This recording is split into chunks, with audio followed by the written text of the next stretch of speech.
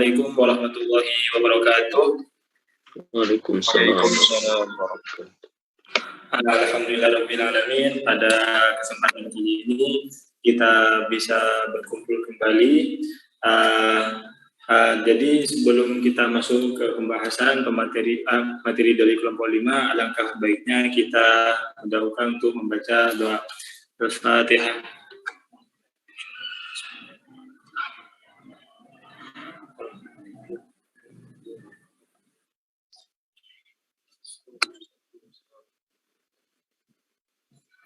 Oke, pada kesempatan kali ini kami dari kelompok 5 ingin mempresentasikan sebuah materi mengenai corak tafsir fikih.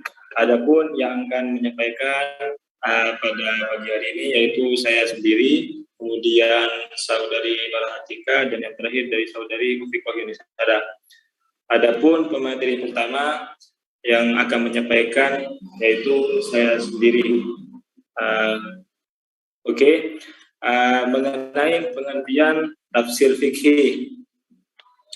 Tafsir fikih adalah corak tafsir yang lebih menitikberatkan kepada pembahasan masalah-masalah fikih dan cabang-cabangnya, serta membahas perdebatan atau perbedaan pendapat di antara imam mazhab. Tafsir ini sering disebut tafsir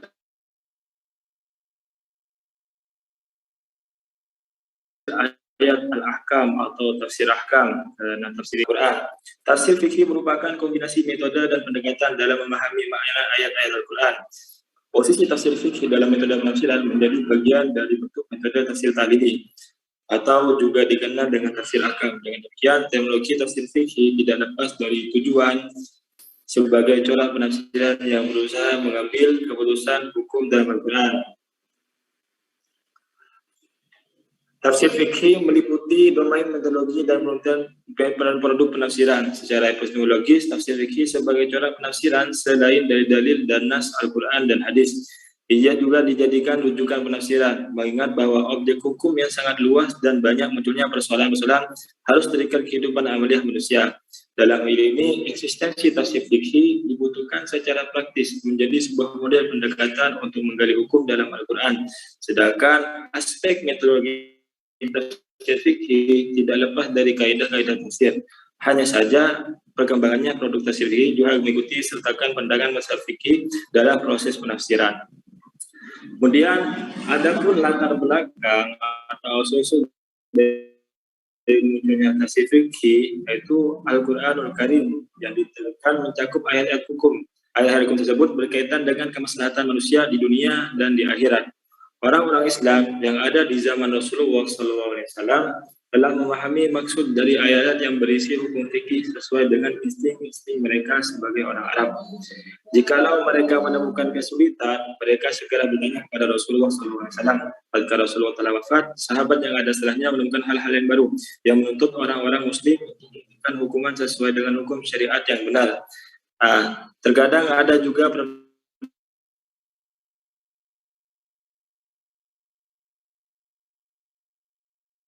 perbedaan pendapat ya antara para sahabat setelah wafat seperti perbedaan yang terjadi antara Umar bin Khattab dan Ali bin Abi Thalib dalam masalah iddah wanita hamil yang ditinggal oleh suaminya. Umar bin Khattab berpendapat bahwa iddahnya adalah sampai melahirkan. Ali bin Abi Thalib berpendapat bahwa iddahnya adalah sampai melahirkan ditambah dengan 4 bulan 10 hari. Sebab perbedaan itu adalah ada pertentangan antara dua nas yang umum dalam Al-Quran. Perbedaan yang diterangkan di atas masih terus berlanjut sampai pada masa munculnya imam-imam mazhab fikih yang empat dan imam fikih hukum dan imam fikih lainnya. Pada masa mereka ditemukan banyak permasalahan baru yang hukumnya belum ditetapkan oleh orang sebelum mereka, karena mereka itu tidak terjadi pada masa terdahulu. Para imam fikih mulai membahas masalah baru ini berdasarkan Al-Quran dan Sunnah dan sumber-sumber hukum selain Al-Quran dan Sunnah lainnya. Kemudian mereka menetapkan hukum yang telah dirisa oleh pikirannya dan dia yakin bahwasanya itu adalah benar dan telah sesuai dengan dalil dan petunjuk. Kadang-kadang mereka sepakat dalam suatu masalah, kadang-kadang juga berbeda sesuai dengan kecondongan dalil yang ada pada masing-masing diri mereka. Sekalipun Banyak terjadi perdebatan di antara mereka, akan tapi tidak nampak dari mereka fanatisme terhadap suatu mazhab. Bahkan mereka semua menyerukan kebenaran dan mereka sama-sama mencari hukum yang benar. Oke, mungkin itu saja penyampaian materi dari saya. Selanjutnya kita lanjut ke karakteristik tafsir yang bercorak fikih yang akan disampaikan langsung oleh saudari Nora Atika. Waktu dan tempat dipersilakan. Terima kasih atas waktunya. Sebelumnya, apakah suara saya terdengar? Dengar, Pak. Baik, di sini saya akan menjelaskan tentang karakteristik tafsir yang bercorak fikih. Setelah mendengar pemaparan materi dari Mas Raffi tadi tentang pengertian tafsir fikih, kita dapat ini lebih mengedepankan pada penafsiran ayat-ayat Al-Quran yang berkaitan dengan hukum fikih atau ayatul ahkam, dan tidak jarang juga mengemukakan perbedaan pendapat para ulama fikih. Corak tafsir ini lebih sering menggunakan metode tafsir madu'i karena terkadang mufasir hanya mengambil tema-tema tertentu yang berkaitan dengan fikih. Di antara karakteristik kitab tafsir yang memiliki corak fikih yaitu yang pertama, ayat-ayat yang bermuatan hukum fikih pembahasannya ini sangat panjang. Yang kedua, sebagian kitab tafsir yang bercorak fikih ditulis untuk mendukung pendapat mazhab dari sang musonif itu sendiri. Yang ketiga, banyak memasukkan pendapat para imam fikih dalam membahas ayat-ayat yang berkaitan dengan hukum fikih. Selanjutnya yaitu tentang tokoh-tokoh tafsir fikih dan karya-karyanya. Sebagaimana pengkategorisasian yang dilakukan oleh Az-Zahabi, ada beberapa tokoh tafsir. Yang pertama, tafsir mazhab Hanafi, antara lain kitab Ahkamul Quran yang dikarang oleh Imam Ali Ibnu Hajar Sa'di Al-Azdi At-Tahawisani. Yang kedua, Ayatul Ahkam oleh Ali Ibnu Musa. Yang ketiga, Ahkamul Quran yang dikarang oleh Ahmad Ibnu Muhammad Al-Azdi At-Tahawi Al-Misri. Dan yang keempat, Syahrul Ahkamul Quran oleh Ahmad Ibnu Muhammad Al-Razi Al-Jassas. Selanjutnya yaitu tafsir fikih mazhab Maliki. Ada Ahkamul Quran yang dikarang oleh Ahmad Ibnu Mudol, Ahkamul Quran yang dikarang oleh Muhammad Ibnu Abdullah. Yang ketiga, Ayatul Ahkam yang dikarang oleh Ismail Ibnu Ishaq Al-Azdi. Selanjutnya ada tafsir fikih mazhab Syafi'i. Ada kitab ayat Ahkamul Quran yang dikarang oleh Al-Qiyya Al-Haros. Yang kedua, Al-Qawl Al-Wajiz fi Ahkamil Kitab Al-Aziz oleh Syihabuddin Al-Ahalabi. Yang ketiga, Ahkamul Kitab Al-Mubin oleh Abdullah Mahmud Asy-Syafanki. Dan yang terakhir yaitu tafsir fikih mazhab Hambali yang ada kitab Ayatul Ahkam oleh Qadhi Abu Ya'la Al-Kabir dan kitab Ayatul Ahkam yang dikarang oleh Abu Bakar Ad-Dimashqi. Mungkin cukup sekian yang dapat saya sampaikan. Selanjutnya saya kembalikan ke moderator. Baik, saya ucapkan terima kasih atas pemaparan materi dari saudara kita. Selanjutnya kita masuk dalam pengaruh perbedaan mazhab fikih dalam penafsiran yang akan disampaikan langsung oleh saudari Ufiko Yunisara. Waktu dan tempat dipersilakan. Sebelumnya, terima kasih saya sampaikan kepada moderator. Baik, pada kesempatan ini saya akan melanjutkan pembahasan tentang pengaruh perbedaan mazhab fikih dalam penafsiran. Sebagaimana telah kita ketahui bahwa Al-Quran adalah kitabullah yang mengandung hukum-hukum syariat yang diturunkan kepada Rasulullah SAW. Di antara hukum-hukum syariat tersebut adalah hukum-hukum yang berhubungan dengan ibadah dan muamalah. Kedua, ruang lingkup tersebut saat ini dikenal dengan istilah fikih. Para sahabat di masa Rasulullah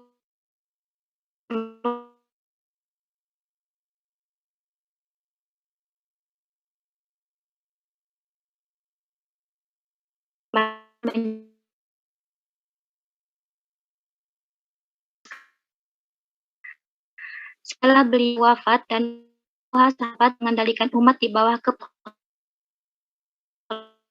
terlibat terkadang berbeda-beda dalam menafsirkan suatu ayat sehingga terjadi perbedaan. Keadaan demikian sekalipun jika terjadi merupakan awal permulaan pendapat di bidang fikih dalam memahami ayat-ayat hukum dalam Al-Quran. Ketika tiba pada masa 4 mazhab, setiap imam membuat dasar-dasar istinbat hukum masing-masing dalam mazhabnya, serta berbagai peristiwa semakin banyak dan bercabang-cabang dalam memahami ayat. Hal yang demikian ini disebabkan perbedaan segi dalalahnya, bukan karena fanatisme mazhab, melainkan karena setiap ahli fikih berpegang pada apa yang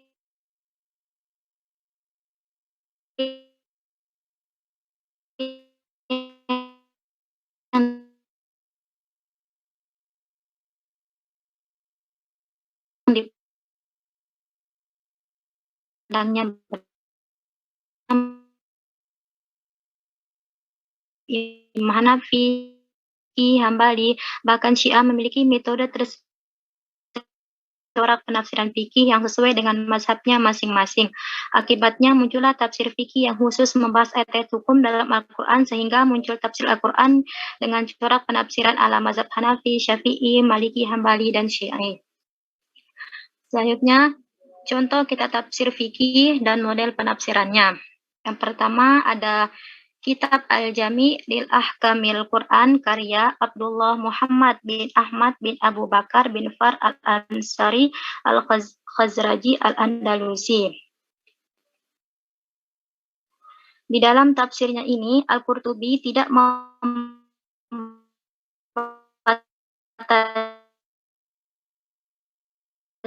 kajiannya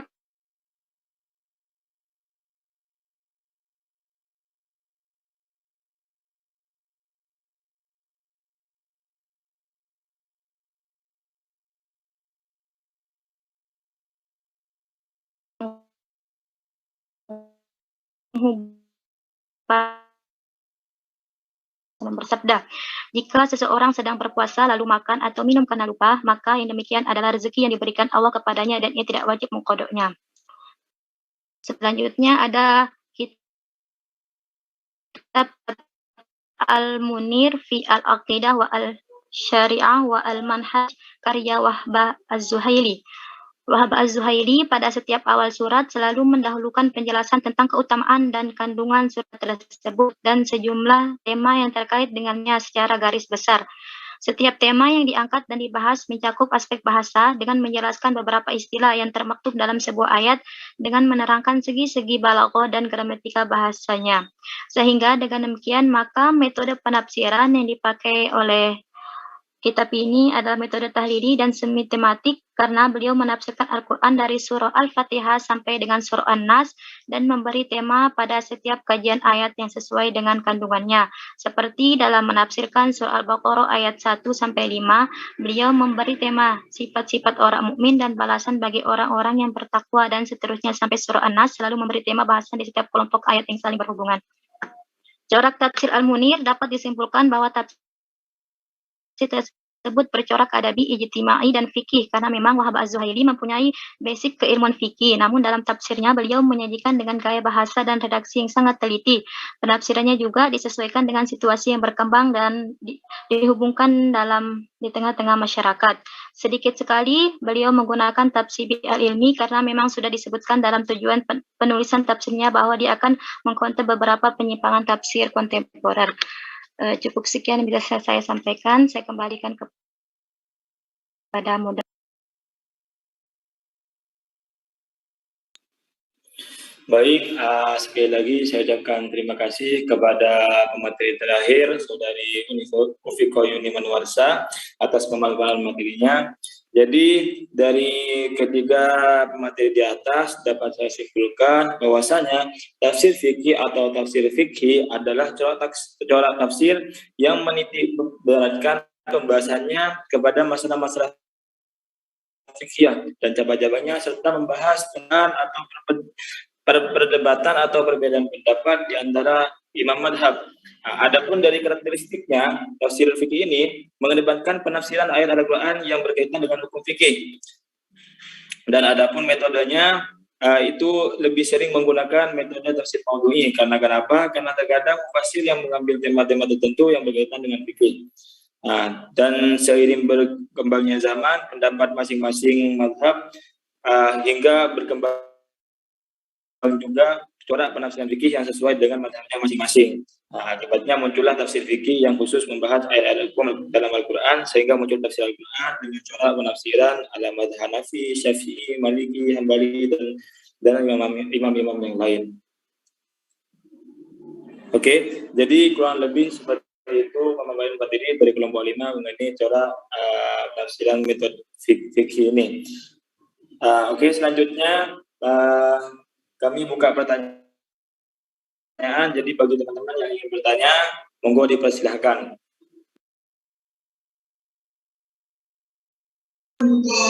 Izin bertanya, moderator. Monggo silakan, Mas.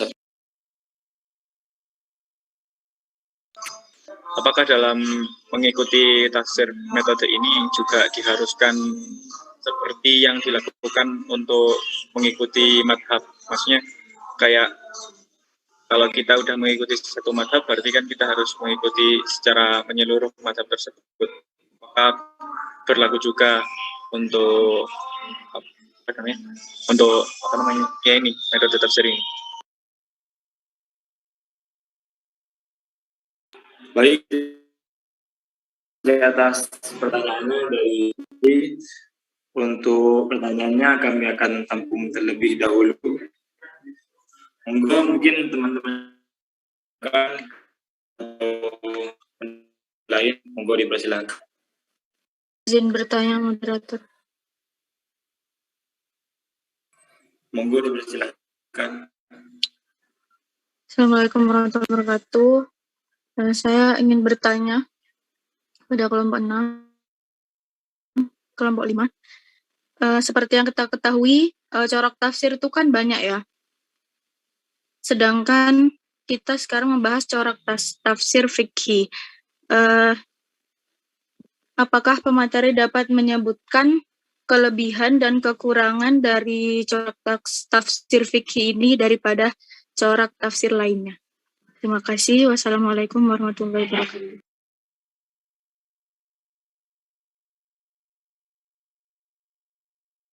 Baik, terima kasih atas pertanyaannya. Dipersilakan kembali satu orang terakhir, mungkin ada yang mau bertanya.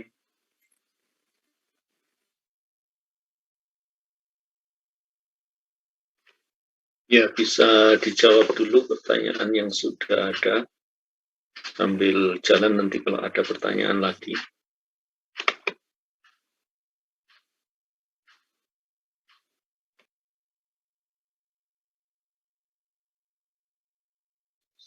Izin menjawab, moderator.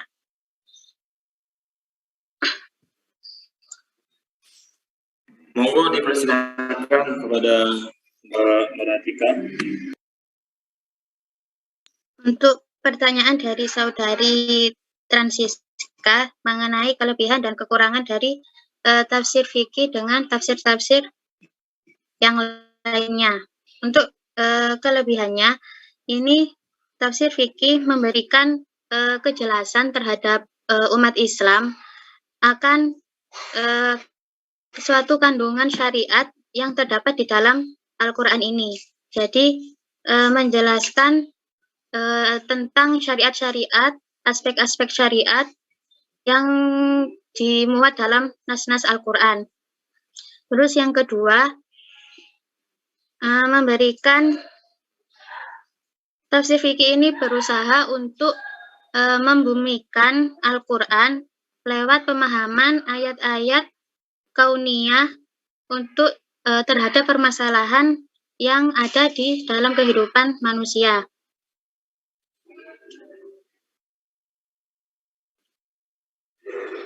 Dan untuk kelemahannya, ini untuk tafsir fikih ini cenderung terjebak pada fanatik madhabi, sehingga memunculkan adanya sikap pembelaan dan pembenaran terhadap mazhab tertentu atau mazhab yang dianut oleh seorang mufasir itu. Juga tafsir fikih ini melakukan reduksi pada satu aspek tertentu dari Al-Quran. Padahal Al-Quran ini meliputi akidah dan syariah, konsep dan sistem teori dan praktek yang membutuhkan pemahaman dan penafsiran secara universal. Mungkin itu yang dapat saya sampaikan. Kurang lebih mungkin dari pemateri lain ingin menambahkan.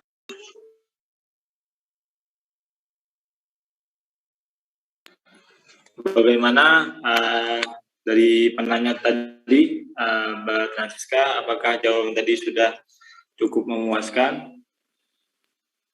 Alhamdulillah, terima kasih pemateri.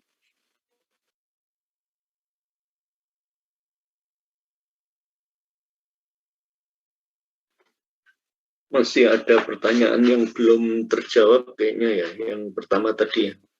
Masih ada satu pertanyaan Ustaz yang belum terjawab. Ya, mungkin audien bisa membantu.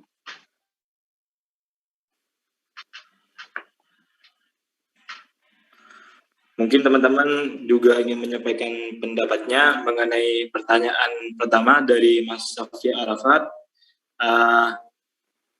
Yang berbunyi kurang lebih, apakah dalam menafsirkan tafsir fikih harus mengikuti madhab tersebut?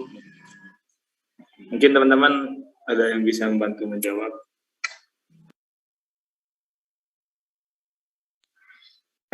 Izin menjawab. Monggo dipersilakan Mbak Nura. Ini menurut pendapat saya pribadi, apakah harus mengikuti madhab yang dianut? Menurut saya tidak harus, karena setelah datang masa taklid ini, para ulama ini lebih cenderung untuk mengikuti madhabnya. Lah ini sebentar. Menurut saya ini tidak harus. Jadi kalau mau ikut madhab yang lain atau mengikuti menafsirkan ayat Al-Quran ini menurut madhab yang tidak diaturnya, itu boleh saja. Akan tetapi biasanya seseorang itu kalau mengikuti madhab tertentu atau menyukai akan suatu hal, dia itu cenderung lebih mengeluh-ngeluhkan atau mengedepankan apa yang ia sukai itu. Jadi apakah dari pernyataan saya bisa dipahami?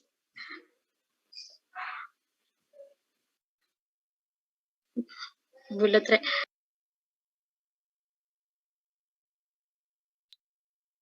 Dijawab. Bagaimana Mas Safri? Apakah jawaban dari Mbak Nura sudah cukup memuaskan atau belum? Karena di sini kita berdiskusi ya. Jawab salah. Oke, baik teman-teman semua. Karena tadi kami sudah dari kelompok 5 menjawab 3 pertanyaan, mungkin kita tutup diskusi ini dan akan dilanjutkan oleh Ustadz. Mungkin dari Ustadz bisa membenarkan dari pembahasan ini.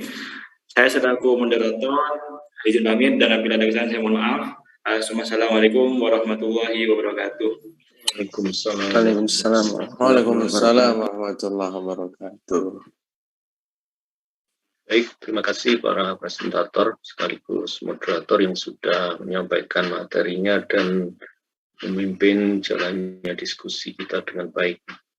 Baik dari karakter tafsir fikih atau tafsir yang bercorak fikih. Memang latar belakang dari munculnya tafsir fikih ini dilatar belakang oleh perbedaan pendapat baik di kalangan para sahabat maupun imam mazhab sendiri. Kenapa mereka berbeda pendapat? Karena satu, di zaman Rasul persoalan-persoalan fikih itu belum muncul. Dan di zaman Rasul, ketika muncul persoalan baik fikih, akidah ataupun akhlak, langsung dikonfirmasi atau ditanyakan kepada Rasulullah. Sementara ketika di zaman sahabat tabi'in sampai tabi'in imam mazhab itu, ya, mereka mulai berijtihad hal-hal yang secara tekstual tidak dijelaskan baik di dalam Al-Quran ataupun hadis. Mereka berijtihad di dalam menentukan hukumnya. Nah, di dalam penentuan hukum, para ulama ini juga berbeda-beda dalam menggunakan alatnya atau metode beristimbat. Contoh konkretnya tentang ayat Toharoh. Kata aulamastumun nisa, ini masalah wudhu. Aulamastumun nisa menurut madhab Syafi'i, ya, lamisa itu dimaknai sebagai makna hakiki. Artinya apa? Ketika seseorang berwudu, kemudian dia menyentuh lawan jenis yang bukan mahramnya, maka ya wudunya batal. Sementara madhab Hanafi memaknai aulamastumun nisa itu makna majazi. Sehingga walaupun bersentuhan kulit secara langsung dengan ajnabi dan lawan jenis itu tidak batal. Dan dari situ maka Imam Abu Hanifah memaknai aulamastumun nisa ini makna majazi, yaitu al-jima. Baru ketika jima dianggap wudunya batal. Nah, ini apakah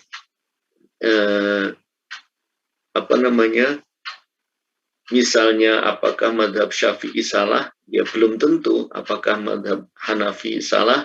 Ya belum tentu. Ya, karena masing-masing juga punya dasar yang kuat. Nah, menurut saya ikhtilafu ummati rahmah, ya, perbedaan umatku itu adalah rahmat, khususnya umat dalam hal ini adalah imam mazhab, ya, yang perbedaannya didasarkan keilmuan. Nah, itu bisa kita rasakan khususnya ketika kita berhaji atau berumroh, khususnya ketika dalam keadaan tawaf. Nah, maka di situ hikmah dari kita mengambil misalnya mazhab Hanafi, ya kita tidak bolak-balik harus wudu. Sementara ketika tawaf itu sangat sulit, khususnya tawaf ifadah. Seluruh jamaah haji itu harus wajib hukumnya melakukan tawaf ifadah. Dan di saat yang sama, maka di situ ya untuk menghindarkan dari sentuhan kulit yang tidak disengaja itu sangat sulit. Maka di saat seperti inilah tepat kita bisa mengambil mazhab yang membatalkan wudunya adalah dengan memaknai aulamastumun nisa tadi dengan makna jima. Artinya hanya bersentuhan, ya tidak membatalkan. Tetapi yang perlu saya jelaskan bahwa kita tidak boleh talfik di dalam mengambil satu hukum.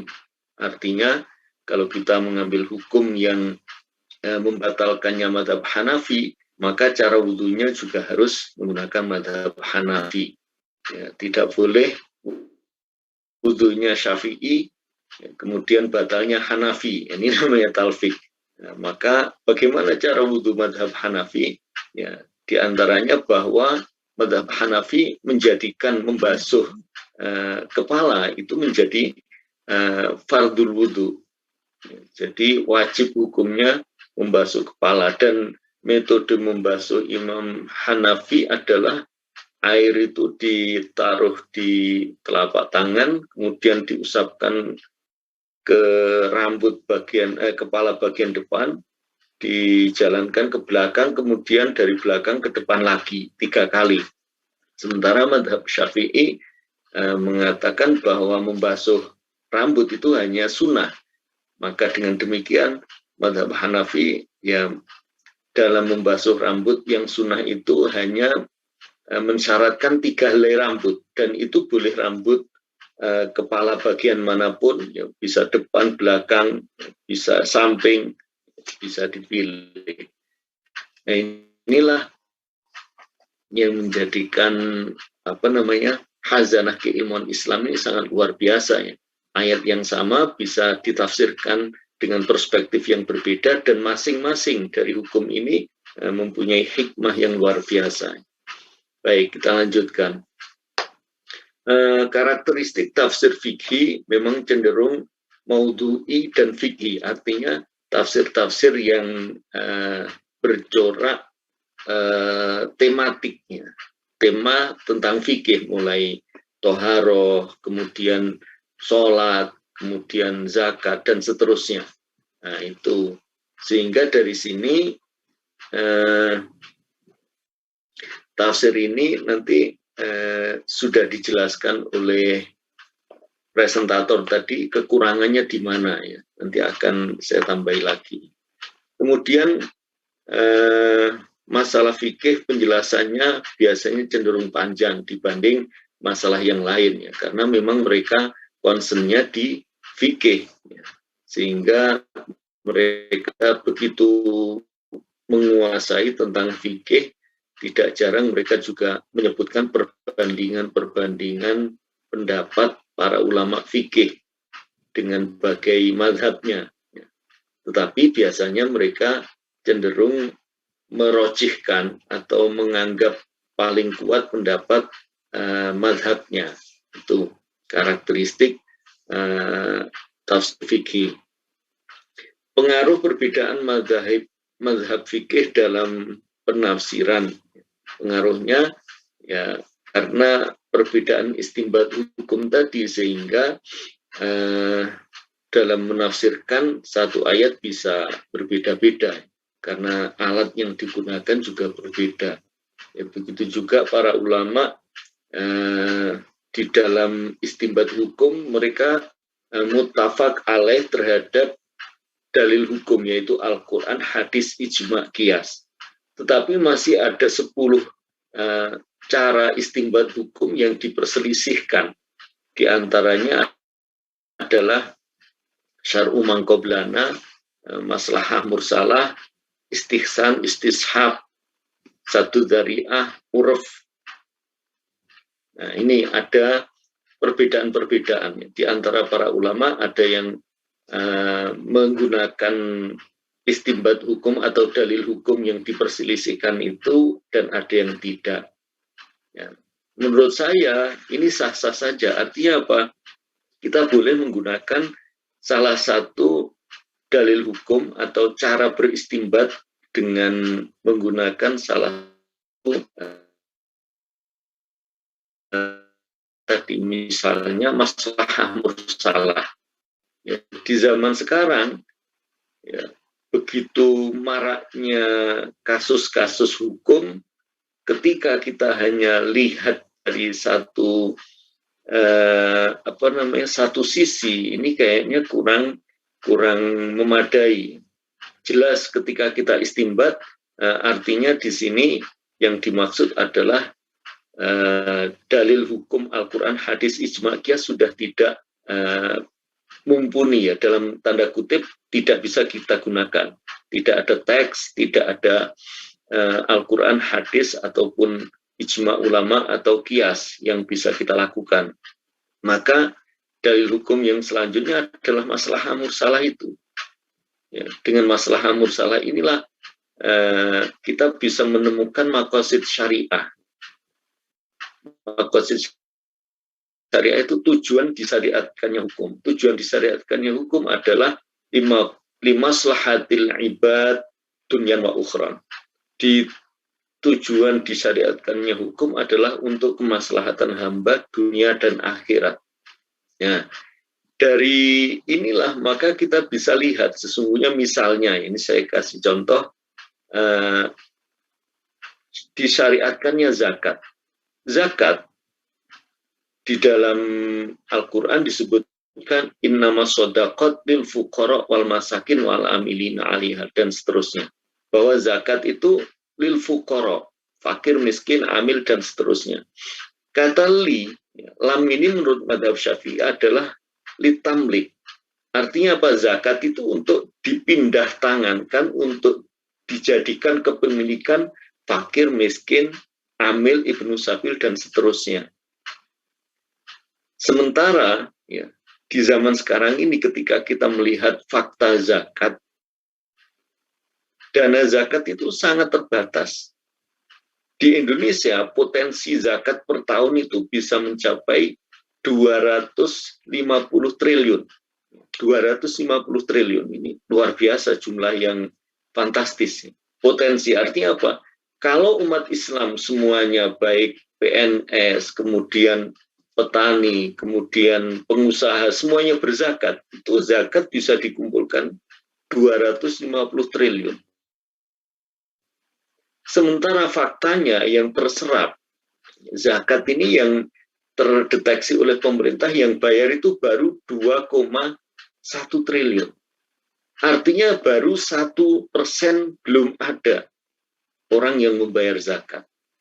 Dengan demikian maka apa? Harta zakat ini sangat terbatas. Sementara mustahik ini sangat banyak. Ketika mustahik ini diberikan harta zakat tadi, ya, maka yang mereka dapatkan tidak lebih dari 200-300 per bulan. Dan pun jumlahnya tertentu. Sementara ya kebutuhan mereka dengan uang 200-300 itu bisa dapat apa? Ya mungkin dia bisa makan 1-2 hari sampai 3 hari lah mungkin. Tapi setelah itu ya kesulitan. Maka istimbat hukum bagaimana kalau zakat ini misalnya dipinjamkan. Ini saya cerita ketika saya menjadi ketua Elzawa di UIN Maliki Malang, ya, lembaga zakat dan wakaf UIN, itu saya pinjamkan, harta zakat itu dipinjamkan. Apa dasar hukumnya? Dasar hukumnya innamas shadaqat lil fuqara tadi. Ternyata menurut madhab Hanafi, lam itu bukan lam litamlik, tapi lam li ajlih. Li ajli masrafil mustahikin. Yaitu untuk kepentingan para mustahik. Artinya apa? Ketika mustahik itu mendapatkan kemanfaatan, kemaslahatan dari dana zakat itu, maka boleh cara apapun diberikan kepada mustahik itu, termasuk di dalamnya adalah zakat itu dipinjamkan. Bagaimana rasionalnya zakat itu bisa bermanfaat kepada mustahik? Kalau harta tadi diberikan itu per orang paling 200-300 per bulan. Tetapi ketika kita pinjamkan, kita bisa meminjamkan 5 juta sampai 15 juta ke pengusaha kecil menengah. Dengan 15 juta ini orang bisa menambah modal, pedagang menambah modal, membeli esor, dan lain sebagainya. Tukang becak bisa beli motor untuk pintor, sehingga tidak terlalu sulit, tidak soro-soro becaknya, dan lain sebagainya. Nah inilah yang dimaksud dari kaidah atau istinbat hukum menggunakan maqasid syariah atau maslahah tadi. Dan saya sudah terjun, ya ini kebetulan disertasi saya yang saya meneliti Elzawa itu, saya mewawancarai 25 mustahik zakat, dan mereka rata-rata ya tidak satu pun menyatakan bahwa dipinjamkan itu tidak manfaat. Mereka menyatakan manfaat sekali. Usaha mereka faktanya semakin berkembang. Nah inilah yang perlunya kita menengok kepada dalil-dalil hukum yang memungkinkan untuk diterapkan di masa sekarang. Baik, kita lanjut. Dalam beberapa pertanyaan tadi, dalam mengikuti tafsir fikih apa harus menyeluruh seperti bermadhab? Bahkan ya ini saya jelaskan, bahkan di dalam bermadhab pun ya, ini tidak harus kita paten. Artinya apa? Kita tidak harus terikat dalam satu madhab umur hidup. Memang ketika kita lihat madhab Syafi'i itu lebih ikhtiyat, lebih berhati-hati di dalam menentukan hukum.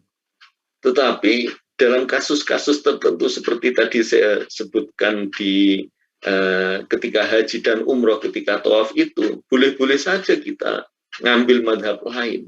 Menurut Wahb Al-Zuhaili, ini bukan menurut saya ya, tidak ada kewajiban seseorang itu tamadhu, terikat kepada satu madhab. Dia boleh menggunakan madhab lain kapanpun dan dimanapun. Kenapa? Karena sesungguhnya ijtihad ulama itu dalam rangka untuk memberikan menu-menu, ya bahasa mudahnya seperti itu, menu-menu kepada orang awam, ya mana yang dia sukai, ya, ini sudah disiapkan dalil hukumnya oleh para mujtahid itu.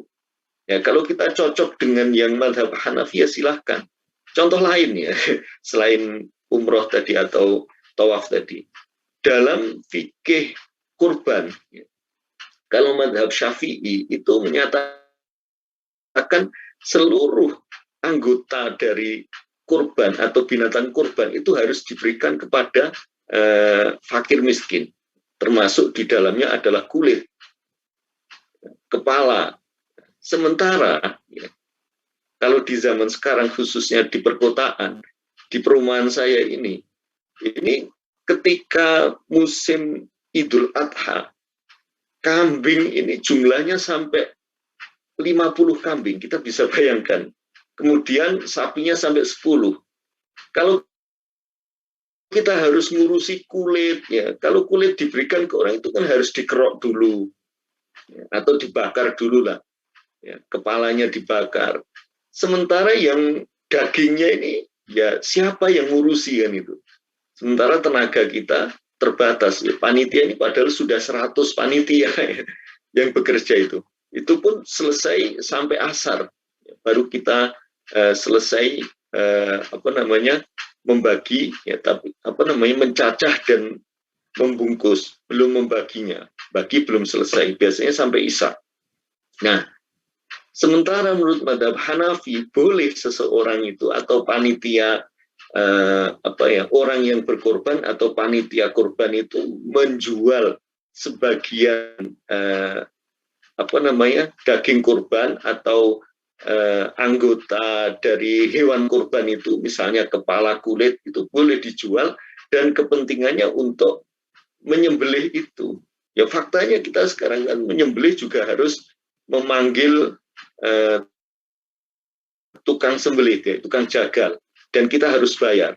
Nah kalau kita harus memberikan ya tadi kaki kambing, kemudian kepalanya, kulitnya, dan kita bersihkan dulu, ini waktunya nggak cukup dan kita repot. Ya, kenapa kita tidak ngambil pendapat yang membolehkan? Ini itu lebih praktis. Nah ini contohnya. Maka di sini pentingnya kita mengetahui berbagai pendapat mazhab. Baik, jadi tidak ada kewajiban terikat kepada satu mazhab seumur hidup. Kalau kita ikuti mazhab silahkan, ya. Dan kita boleh pindah kapanpun, tidak ada syarat-syarat yang terlalu rumit. Syaratnya yang penting tidak talfik tadi, tidak menggabungkan satu ritual ibadah dari berbagai mazhab dalam satu ibadah.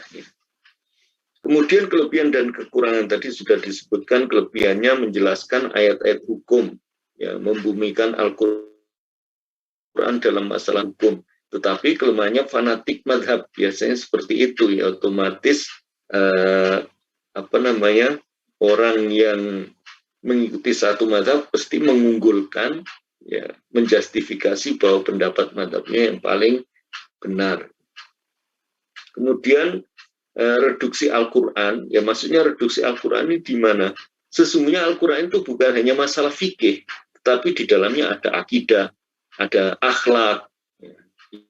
Yang akidah akhlaknya ini tidak tersentuh, yang tersentuh hanya masalah fikih atau masalah syariah tadi. Sehingga kesannya Al-Quran itu ya bicara fikih saja ya. Nah, ini yang dimaksud reduksi. Kemudian mufasir yang punya pendapat, memiliki pendapat yang mufasir punya pendapat, memiliki pendapat yang diikuti. Ya maksudnya berbeda dengan pendapat yang diikuti. Yang kayaknya tidak mungkin ya. Kalau dia mengikuti mazhab Syafi'i, otomatis memperkuat pendapat Syafi'i, kalaupun dia menyebutkan di dalam tafsirnya pendapat yang lain, itu hanya untuk muqaranah atau perbandingan. Biasanya ujung-ujungnya ya mentarjih pendapat yang dia ikuti. Itu. Baik, mungkin itu yang bisa saya tambahkan. Ya, ini saya sampaikan bahwa teman-teman hendaknya tidak berasumsi ya di dalam perkuliahan ini. Apapun yang saya sampaikan, ya, kalau tidak saya ralat berarti berlaku.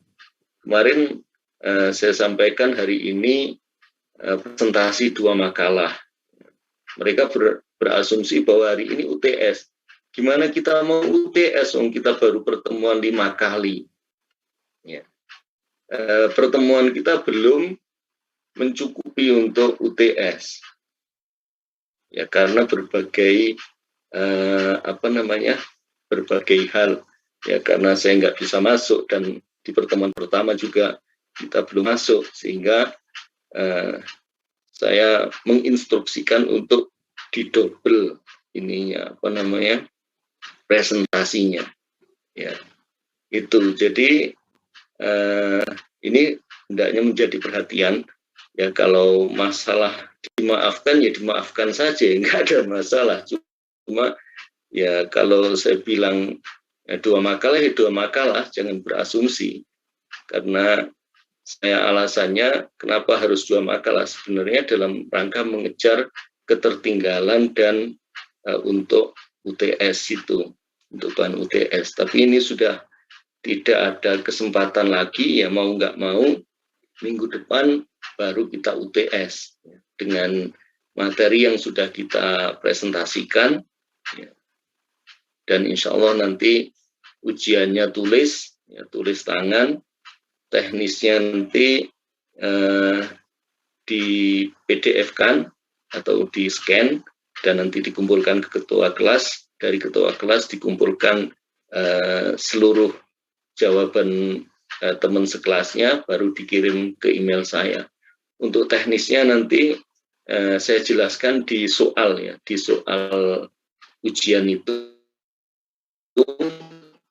dan insya Allah akan saya kirim hari Rabu depan atau minimal paling cepat malam Rabu lah saya kirimkan, dan waktunya 1 minggu.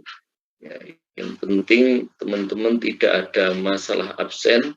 Ya, insya Allah saya jamin lulus, walaupun ya tentunya yang ada nilai A, B, C, ya, itu kan biar bermanfaat ya. Kalau semuanya A, nanti yang B siapa ya, yang C siapa? Ya semua harus sesuai dengan amal perbuatannya dan juga amal solehnya. Ya. Yang kenapa saya mengajak teman-teman untuk aktif berdiskusi ini dalam rangka untuk menambah nilai juga ya. Saya sampaikan bahwa bertanya di forum diskusi itu menambah nilai. Ya, tentu yang tidak pernah bertanya ya jangan salahkan saya kalau saya tidak bisa memberikan nilai A ya. Karena kan komponennya ada keaktifan kelas dalam diskusi itu. Kemudian presentasi, ya, UTS, UAS, dan juga makalah. UTS, UAS nilainya 25%, 25%, jadi 50%. Tugas dalam hal ini makalah 20%, presentasi 15%, kemudian keaktifan di kelas 15%. Nah, ini karena apa? Kita ya biar belajar berpikir kritis, menanggapi, dan juga membantu menjawab, itu juga ada nilai plus. Ini ada chat di sebelah ini, Dava Akila ya. Mau bertanya, silakan Mas. Pertanyaan saja, karena waktu sudah mepet. Terkait nafsi itu apa, harta zakat boleh dipinjamkan untuk kepentingan mustahik zakat gitu ya. Misalkan setelah dipakai selesai kebutuhannya, apakah harus dikembalikan lagi? Kan karena itu kan memang haknya gitu. Iya, baik. Jadi ketika itu nanti kan diikatnya dengan MOU, Mas. Jadi di fungsi lam tadi ya, lam ajleh, bukan mazhab Hanafi yang mengatakan zakat boleh dipinjamkan, tetapi saya katakan, dan saya sudah diuji 7 profesor dan dianggap sah ijtihad saya. Dan saya lulus dan berarti dianggap sah. Nah itu. Ya terserah nanti kalau sampean tidak terima boleh mengkanter dengan penelitian lain kan itu. Ya, jadi ketika akadnya itu sudah pinjam, ya harus dikembalikan. Ya, namanya akad itu kan efeknya luzum, lazim, jadi mengikat. Memang zakatnya itu kalau pendapat Syafi'i harus diberikan, ditamlik. Tetapi mazhab Hanafi di ajleh tadi. Maka di situ dipinjamkan. Ketika pinjam maka ada akad lagi, ya, akad qardul hasan namanya. Ya, pinjaman tanpa bunga. Mereka sangat senang sekali kita pinjami. Mana sekarang ada pinjaman tanpa harus ngasih bunga. Nah, ini karena ini zakat maka kita pinjamkan, dan mereka faktanya usahanya berkembang. Dulu jualan bakso ya, yang hanya semangkok itu bakso unyil namanya, semangkok itu 2.000 ya, karena yang beli adalah anak-anak SD, akhirnya punya usaha sembako ya, bertambah berkembang, kemudian punya usaha ini alat-alat rumah tangga. Satu orang ini yang paling bagus usahanya, yang lain juga berkembang tapi tidak signifikan, tapi berkembang. Nah, itu jadi ya ketika dipinjamkan ya harus dikembalikan ya. Sekali lagi ini jangan talfik ya, ketika ini menurut mazhab Hanafi ya, kesimpulan saya dari li ajleh tadi boleh dipinjamkan ya, jangan dicampur adukkan dengan mazhab Syafi'i tadi kan harus diberikan ya ini. Jadi kalau mazhab Hanafi nggak ada urusannya diberikan, tapi kalau mazhab Syafi'i harus diberikan. Nah ini makanya pentingnya kita tidak bertalfik di sini. Kalau mazhab Hanafi boleh ya, dipinjamkan, kemudian ya kesimpulan saya ya, dari lam li ajleh tadi dan beberapa kias saya terhadap hadis Rasulullah ya, asmiru malal yatim, kembangkanlah harta anak yatim likai layan fidu bisa babi azakah, agar tidak habis karena sebab zakat. Artinya apa? Ketika anak yatim itu sudah punya punya harta tinggalan yang banyak, maka dia kan wajib zakat. Nah, biar hartanya ini berkembang, maka wali yatim atau orang yang mengampu yatim ini harus mengembangkan hartanya. Kalau tidak, harta ini akan habis. Karena apa? Ya, ketika wajib zakat kan harus zakat. Artinya harta ini berkurang kan itu. Dan kalau nggak dikembangkan ya otomatis bisa menyusut kan di situ. Nah, maka dari situ kesimpulannya wali yatim itu boleh berijtihad dan mengembangkan harta zakat sesuai dengan kemampuannya. Begitu juga amil itu boleh ya, kias saya terhadap wali yatim tadi. Posisi amil itu seperti wali yatim, boleh mengembangkan harta zakat sesuai dengan kemampuannya. Ya tentu tujuannya untuk kemaslahatan muzaki kalau dalam hal ini hal zakat. Tapi kalau yatim adalah untuk kemaslahatan yatim. Nah ini kias saya terhadap amil dengan wali yatim tadi. Baik, saya kira itu ya, bisa difaham Mas Dafa ya. Ya, baik, saya kira waktu sudah habis. Sekali lagi untuk minggu depan kita UTS, teman-teman UTS-nya adalah ujian tulis, jadi nggak usah pusing-pusing, karena kalau saya nungguin kan nggak mungkin juga ya, kalau tanpa open book. Kita akhiri dengan bacaan hamdalah, alhamdulillahirabbil alamin. Assalamualaikum warahmatullahi wabarakatuh. Waalaikumsalam warahmatullahi wabarakatuh.